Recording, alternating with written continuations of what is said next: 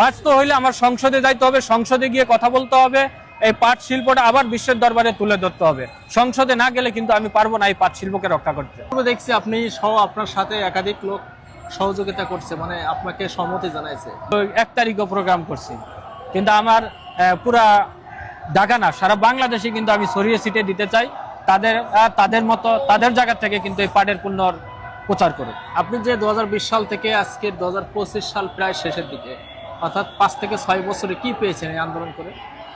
আন্দোলন করে কিন্তু পাইছি মানুষের, কিন্তু আমার কথা হয়েছে দেশকে বাঁচাইতে হবে, দেশের মানুষকে বাঁচাইতে হবে, পরিবেশকে রক্ষা করতে হবে, পাট শিল্পটাকে রক্ষা করতে হবে। এটাই আমার মূল উদ্দেশ্য, এটাই আমার স্বপ্ন। কে কি বললো না বললো সেটা আমার দেখার বিষয় না, আমি কি করছি সেটা দেখার বিষয়। আপনি জনগণের সমর্থন কেমন পাচ্ছেন? হ্যাঁ, জনগণের সমর্থন কিন্তু ইনশাল্লাহ ভালোই পাচ্ছি।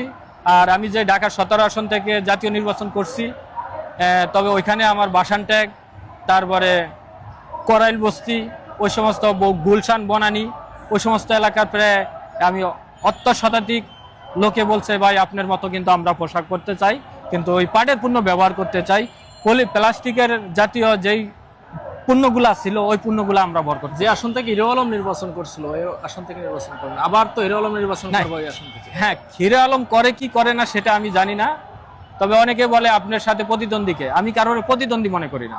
জনগণ আমাকে ভালোবাসবো, প্রায় 3 লক্ষ, 4টা ওয়ার্ড, 3টা থানা, ওগুলা নিয়ে একটা আসন। তো ওই আসন থেকে কিন্তু অনেকে মনে করে কে কে প্রতিদ্বন্দ্বী করবে, কার সাথে আপনি জিতবেন না ঠকবেন।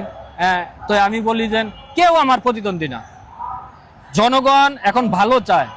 দেখেন একটা চেয়ারে ওই যেই জায়গা থেকে পাশ হয় ওই জায়গার চেয়ার কিন্তু আমার মতো আমলা কামলা যায় বসে না। দুর্নীতিরা কিন্তু আমলা কামলা করে না, দুর্নীতিরা করে ওই মাপের লোকজন।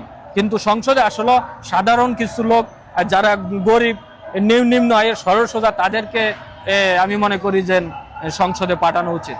তো কিছু জনগণ আমাকে বলছে সংসদের যাইতে, তো আমি সংসদে গিয়ে আগামীতে ইনশাল্লাহ পাটের পণ্য আবার বিশ্বের দরবারে আমি তুলে ধরবো।